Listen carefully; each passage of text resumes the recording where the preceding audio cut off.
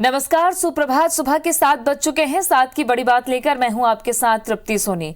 सबसे पहले बात कर लेते हैं प्रहलाद की।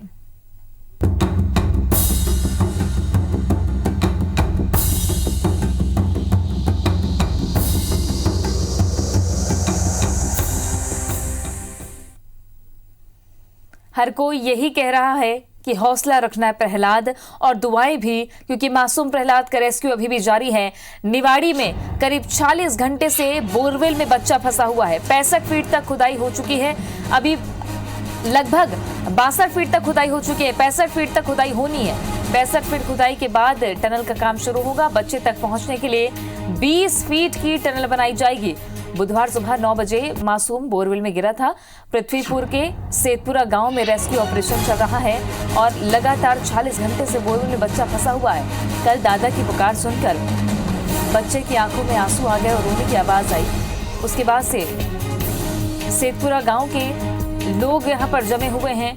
हर कोई बच्चे के सकुशल वापसी की कामना कर रहा है, दुआएं कर रहा है और प्रहलाद से हौसला बनाए रखने के लिए बीच बीच में उससे बातचीत भी की जा रही है। 20 फीट की टनल बनाई जाएगी। बुधवार सुबह 9 बजे बोरवेल में बच्चा गिरा था। पृथ्वीपुर के सेतपुरा गांव में रेस्क्यू ऑपरेशन चल रहा है। आर्मी भी है, एनडीआरएफ की टीम भी यहां पर तैनात है। एम्ब्रेला टेक्निक पहले अपनाई गई कि बच्चे को हुक के जरिए बाहर निकाला जा सके, लेकिन ये हो नहीं सका। बच्चे को लगातार ऑक्सीजन सप्लाई की जा रही है। मेडिकल एक्सपर्ट्स निगरानी कर रहे हैं और जेसीबी से खुदाई लगातार जारी है।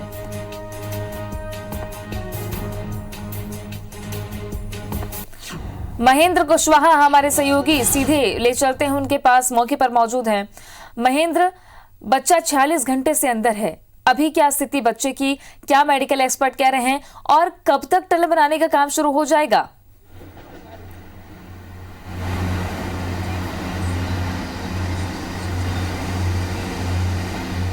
जी बता दूं, जो कि अभी जो निवाड़ी के सेतपुरा गांव में अभी हम लोग हैं, यहाँ पर अभी लगातार रात भर से जो रेस्क्यू ऑपरेशन जारी रहा है और 45 घंटे के अधिक समय गुजर चुका है। यहाँ पे देखा जा रहा है अभी जो सुबह का वक्त अभी जो हो चुका है 7 बजे के लगभग। तो जो आपको दिखा दूं कि 2 जेसीबी मशीनें हमारे जो कि पोगलैन मशीन है, जो कि मिट्टी उठाने का काम कर रही है। सामने जो मेरे जस्ट पीछे ही देखा जा सकता है जो मिट्टी उठा रही हैं 2। इसमें एक जो कि पोगलैन 4 मशीनें थी, लेकिन आज एक सुबह और फिर एक मशीनों को अब लगा है। इसमें इजाफा लगभग अब 5 मशीनें पूरी हो गई। और साथ ही जो मैं आपको गड्ढा वो दिखाना चाहूँगा जहाँ पे खुदाई हो रही है, सामने मैं आपको सामने देख सकता है कि जो कि एक 62 फीट का गड्ढा अभी तक खोदा जा चुका है। लगभग 65 फुट के आसपास ये आने वाली है। और इसके बाद जो 65 फुट अभी कुछ ही घंटों बाद 65 फुट होने के बाद जो कि एक टनल जो कि 20 फीट का होना है, जो बच्चे के पास तक पहुँचने के लिए एक सुरंग का रास्ता जो बनाया जाएगा, उसको अभी 20 फीट का उसको खोदा जाएगा। उसका खुदाई का अभी जारी है। और देख सकते हैं आप जिस तरह से सभी अभी कर्मचारी अधिकारी सभी लोग यहाँ पे अभी मौजूद हैं। और जो कि जो गड्ढा भी 62 फीट का जो है उसे लगातार खोदा जा रहा है और 65 फीट के आसपास ये आने वाला है। मतलब लगातार ये मशीनें अभी खुदाई कर रही हैं। मैं आपके साथ ही बता दूँ, जो कि जो टनल बनाने के लिए छोटी सी मशीन है वो हमारी जस्ट के पीछे देखी जा सकती है, जो कि टनल मशीन थी, जो कि अभी वहाँ छोटी सी मशीन जो कि जाएगी और वो उसे खोद कर उसे निकालने का, उसको जो टनल बनाने का काम करेगी। साथ ही बता दूं जो कि अभी के जो ग्रामीण हैं सुबह से ही उनका भी अभी जहाँ पे तांता लगने लगा है और वो साथ ही उसी प्रहलाद को देखने आ रहे हैं जो 3 साल का मासूम बोरवेल में फंसा था। वो उनकी उम्मीद है, जो दुआएं हैं वो भी अभी लगातार कर रहे हैं कि प्रहलाद जल्दी से जल्द बाहर आ जाए, क्योंकि 45 घंटे से अधिक समय हो चुका है। और जो स्वास्थ्य विभाग के जो लोग हैं उनका कहना है प्रहलाद अभी उसमें ठीक है, उसका हालत ठीक है, ऑक्सीजन से उसको ऑक्सीजन दी जा रहा है, जो कि और उसके बाद जब बाहर आएगा तो उसको स्वास्थ्य के लिए जल्द रेफर किया जाएगा और जल्द ही वहाँ स्वस्थ होकर माँ बाप के पास पहुँचेगा। जी महेंद्र, लगभग 40 घंटे हो चुके हैं। आपने बताया कि बच्चा अभी स्थिर है, मेडिकल एक्सपर्ट ही कह रहे हैं। बच्चे तक क्या सिर्फ ऑक्सीजन पहुंचाई जा रही है या फिर खाने पीने का कोई सामान भी वहां पर पहुंचाया जा रहा है? परिवार की क्या स्थिति है और वहां पर जो प्रशासन मुस्तैद है उनका क्या कहना है कि आज कितने घंटे और लग सकते हैं?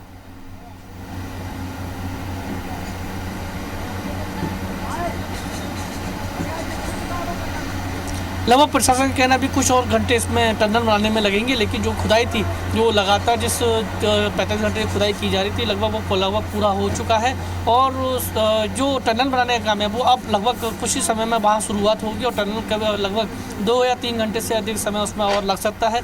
और जो कि जो बच्चा है वो बच्चा जो कि उसको बताया जा रहा है कि अभी उसमें है और उसके स्वास्थ्य का यहाँ पर डॉक्टर जो हैं यहाँ पे मौजूद हैं, उसे लगातार मॉनिटरिंग कर रहे हैं। और SDRF और NDRF भी उसको कैमरे की सहायता से उस बोरवेल में कैमरा डाल के कैमरा डालने के बाद उसे लगातार उसे फोकस कर रही है और उसे लगातार उसके मूवमेंट पे ध्यान दिया जा रहा है। अभी भी जिस तरह से स्वास्थ्य कर्मियों का कहना है कि अभी बच्चा ठीक है, अभी उसका जो कि लगातार उसके तक जो कि उसकी जो ज़रूरत की चीज़ें वहाँ तक पहुँचाई जा रही हैं, कैमरे के माध्यम से उसके मूवमेंट देखे जा रहे हैं। साथ ही अभी जो ग्रामीण है, मैं आपको दिखा सकता हूँ कि जहाँ पे जो ग्रामीण है अभी भी यहाँ पे मौजूद है। फॉकलाइन की जो मशीन है सारी ऊपर आ रही है। अब छोटी जो मशीन है वो जो सामने देखा जा सकता है, छोटी मशीन है, वो अब उसको भेजा जाएगा। उसके बाद जो नीचे उसे खोद कर टनल बनाया जाएगा। साथ ही टनल बनाने के बाद उसके बाद जो है 20 फीट का जो टनल बनेगा, तब उसके बाद पहुँचने का वहाँ प्रयास करेगा। उसके बाद ही पता चल पाएगा कि बच्चा कितना स्वस्थ है और कितना महफूज है और उससे जल्द से जल्द पहुँचने का प्रशासन प्रयास कर रहा है। जी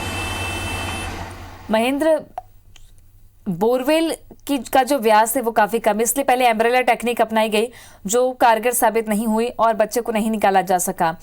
वहां पर जब सुरंग बनाई जाएगी उसके लिए कौन सी टेक्निक अपनाई जा रही है सुरंग बनाने, क्योंकि 20 फीट का सुरंग बनाना है, क्या शाम तक का वक्त हो सकता है? क्योंकि 62 फीट की खुदाई 40 घंटे में, तो 20 फीट सुरंग बनाने में और कितना वक्त लग जाएगा?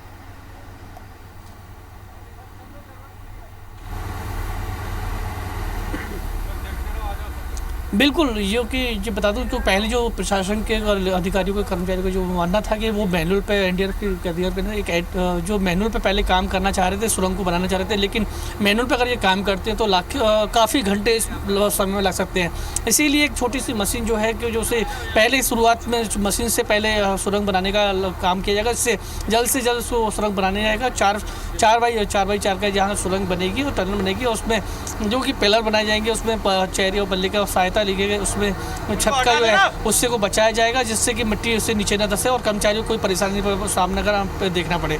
लगातार अभी हो सकता है कि अभी उसमें कुछ और 4-5 घंटे और लग सकते हैं टनल बनाने के लिए, क्योंकि टनल बनाने का सबसे बड़ा महत्वपूर्ण कार्य वही है जो कि बच्चे तक पहुँचेगा। और वहाँ तक पहुँचने के लिए लगातार जो कि नमी की वजह से मिट्टी जो है उसे लगातार खोदना पड़ेगी और खोदने में वहाँ कहीं ना कहीं परेशानी उनको भी लोगों को आएगी।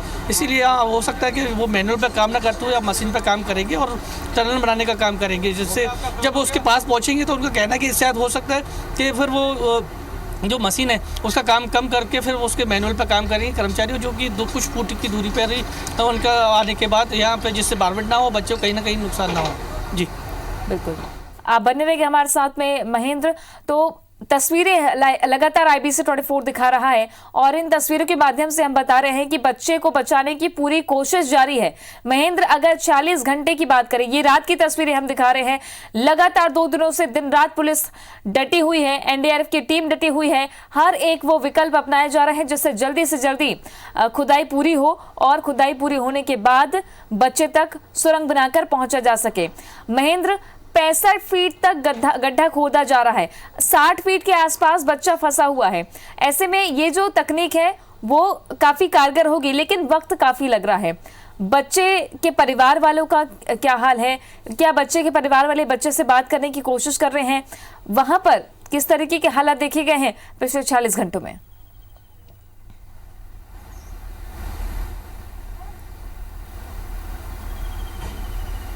जी बिल्कुल, बता दूं जो समय जो है काफ़ी गुजर चुका है और जिस तरह से देखा जा रहा है जो कार्य है पुलिस और प्रशासन और NDRF SDRF की टीम और जिला प्रशासन लगातार इस पे नज़र रखी हुई है और कार्य पे पूरा तरह से नज़र बनाई हुई है कि जल्द से जल्द यहाँ पूरा कार्य हो जाए, पहला को जल्द से जल्द बाहर निकाला जाए। इनकी जो परिवार से जब बात हुई थी, परिवार का कहना था कि इसमें जो कि और बढ़ोतरी अगर मशीन की हो तो जल्द से जल्द और अच्छा काम जल्द से जल्द और जल्दी हो सकता है, जिससे पहला सेवा मिल सके। लेकिन अभी लगातार जिस तरह से काम हो रहा रहा है। अब थोड़ी सी उसमें एक मशीन का इजाफा करने के बाद थोड़ी सी कार्य में तेजी आई है और लगातार उस कार्य को अब जल्द से जल्द टनल बनाने का काम शुरू होने वाला है। इससे बताया जा रहा है कि टनल जो बनेगा वही सबसे महत्वपूर्ण कार्य है और जिससे ये जो 65 फुट का गड्ढा खोदा जा रहा है उसको लगभग ये पूरा कर चुके हैं और उससे अब जो टनल है उसका काम किया जाएगा और जल्द से जल्द उसके पहला तक पहुँचने का प्रयास करेंगे।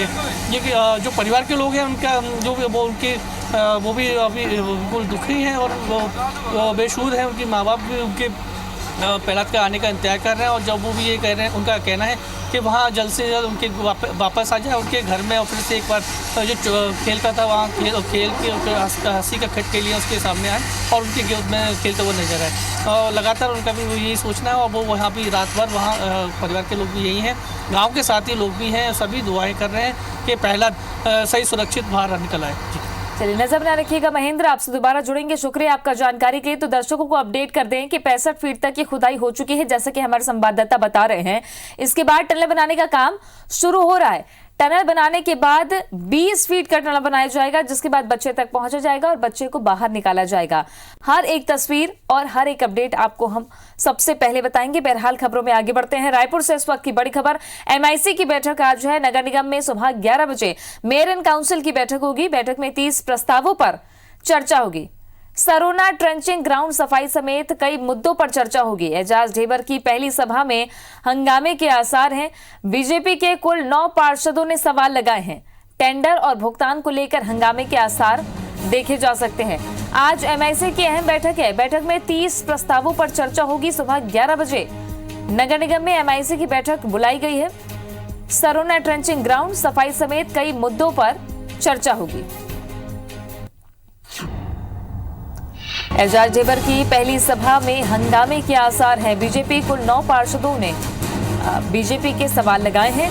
टेंडर और भुगतान को लेकर हंगामे के आसार देखने को मिल सकते हैं।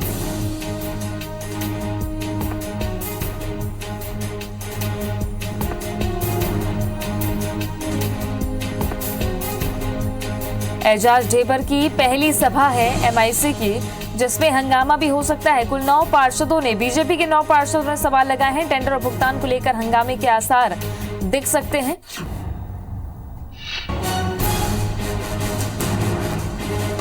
स्टार जैन हमारे सहयोगी जुड़ गए हैं ज्यादा जानकारी के साथ में। स्टार, MIC की बैठक, इसके पहले नगर निगम ने बहुत सारे काम किए हैं, जिसका लोकार्पण उद्घाटन राज्योत्सव के दिन देखने को मिला है। लेकिन अब जो मूल सुविधाएं और सेवाएं हैं उस पर बहस हो सकती है।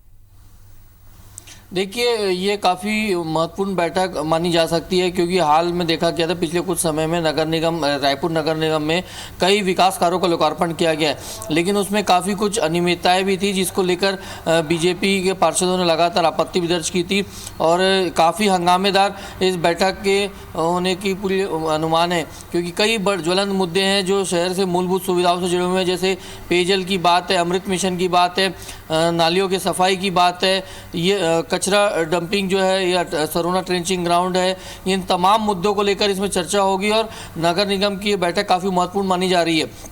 बात करें तो एजाज ढेबर के महापौर बनने के बाद ये पहली सामान्य सभा की बैठक होगी ऐसा कहा जा रहा है और जिसमें लगभग 9 पार्षद भाजपा के जिन्होंने अपने अपने सवाल लगाए हैं और ये एक प्रकार से काफ़ी हंगामेदार रहेगा क्योंकि विपक्ष के तौर पर बीजेपी नगर निगम में है और उसने मौजूदा जो संगठन है यानी कांग्रेस के सभी पार्षदों और महापौर को घेरने की पूरी तैयारी कर रखी क्योंकि कई ऐसे ज्वलंत मुद्दे हैं जिस पर जवाब आने चाहिए थे लेकिन अभी तक सामने नहीं आ पाए थे और ये एक फोरम होता है जिसके माध्यम से पार्षद अपनी बात रख सकते हैं और यहीं पे वो जनता से जुड़े हुए जो मूलभूत सुविधाओं के जैसे सड़क, पानी, बिजली, इनकी समस्याओं से लेकर सवाल जवाब करेंगे और तीखे प्रहार कहीं ना कहीं पक्ष के ऊपर करेंगे। यानी महापौर के लिए काफ़ी चुनौती भरी है सामान्य सभा होने की संभावना है। शुक्रिया आपका स्टार जानकारी के लिए। तो साफ सफाई के मुद्दे, ट्रेंचिंग ग्राउंड के मुद्दे पर हंगामे के आसार दिख सकते हैं। खबरों में आगे बढ़ेंगे। रायपुर से बड़ी खबर, डिवाइडर से कार टकरा गई। सड़क हादसे में एक युवक की मौत हो गई है। टाटीपन चौक के पास यह हादसा हुआ। टाटीपन चौक के पास यह हादसा हुआ है और कई बार ऐसे हादसे टाटीपन चौक में देखने को मिलते हैं, जहां पर वाई शेप का एक फ्लाईओवर बनाने की योजना भी है, जिसका काम भी शुरू हो सकता है आने वाले दिनों में, लेकिन हादसे थमने का नाम नहीं ले रहे हैं। डिवाइडर से कार टकरा गई है। ये तस्वीरें देर रात की जहां एक युवक की मौत हो गई है सड़क हादसे में।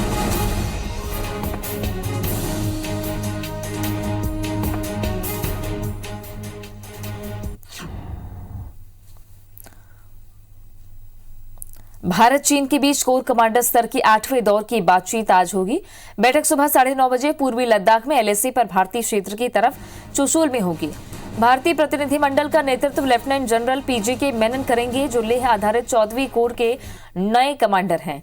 भारतीय सेना इस बातचीत में पूर्वी लद्दाख में गतिरोध वाले सभी स्थानों को लेकर चीन को कड़ा संदेश देने की तैयारी कर रही है। आधिकारिक सूत्रों के मुताबिक सेना सभी इलाकों से चीनी सैनिकों की पूर्ण वापसी पर जोर देगी।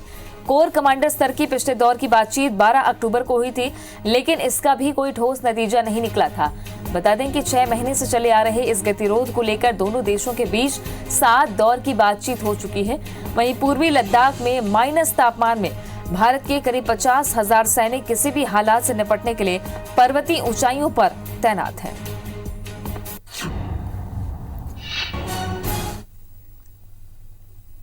पन्ना में फसल काटने और जमीनी विवाद को लेकर 2 पक्षों में खूनी संघर्ष हो गया, जिसमें करीब 12 लोग घायल हो गए हैं। विवाद में हवाई फायरिंग की भी बात सामने आ रही है। मामला जिले के अजयगढ़ की ग्राम पंचायत तलाश का है, जहां यादव परिवार और अहिरवार परिवार के बीच के धान काटने को लेकर विवाद हो गया। इस दौरान जमकर लाठियां चली। पुलिस ने दोनों पक्षों पर केस दर्ज कर लिया है। साथ ही घायलों को जिला अस्पताल में भर्ती कराया गया।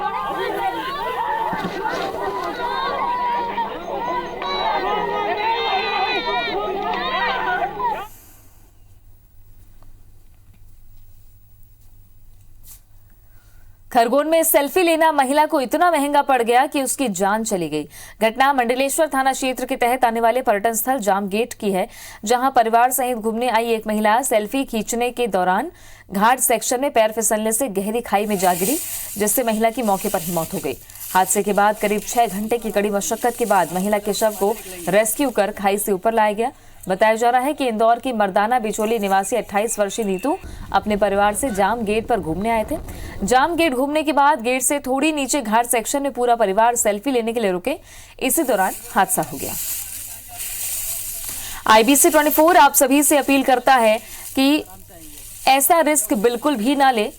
थोड़े से रोमांच के चक्कर में जान पर बनाती है और ये घटना इसका उदाहरण है। तो सावधानी बरतें, सतर्क रहें।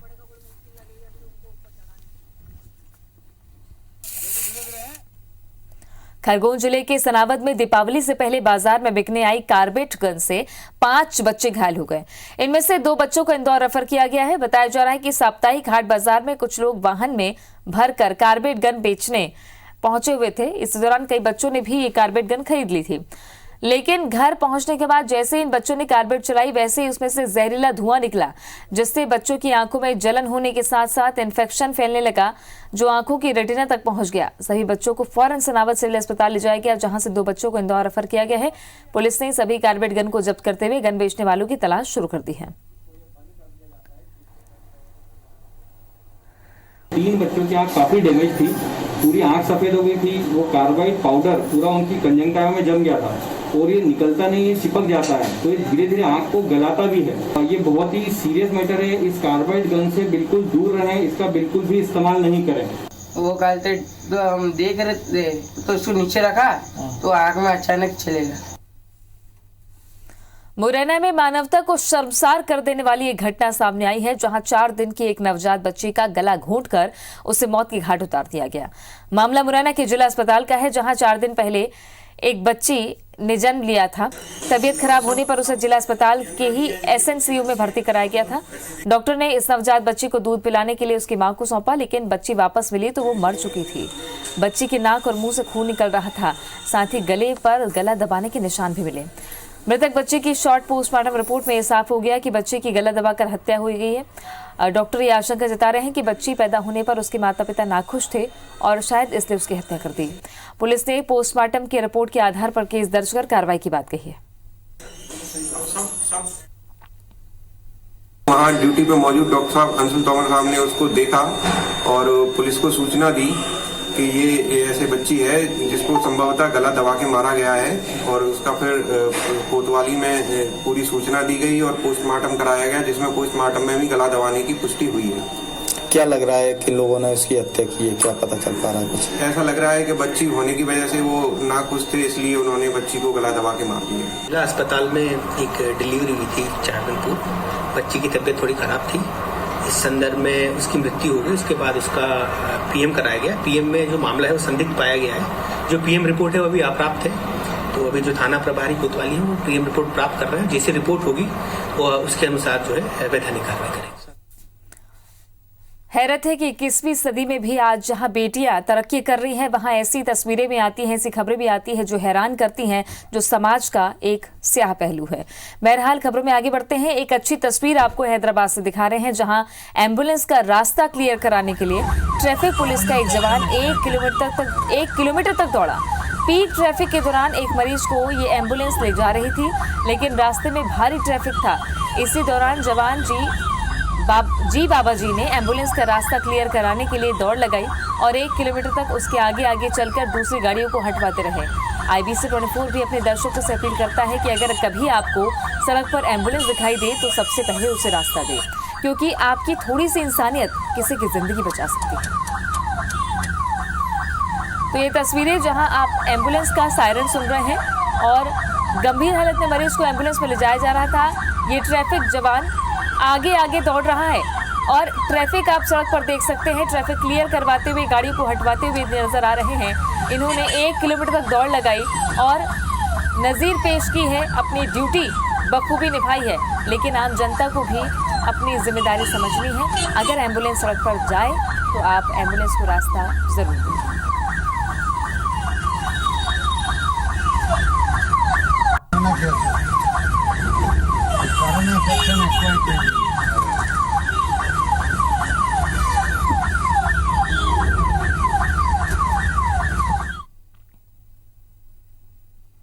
साथ की बड़ी बात में आज के लिए बस इतना ही। आगे देखिए छत्तीसगढ़ी भाषा में खबरों का बुलेटिन हमार बानी हमार गोट श्रवण के साथ।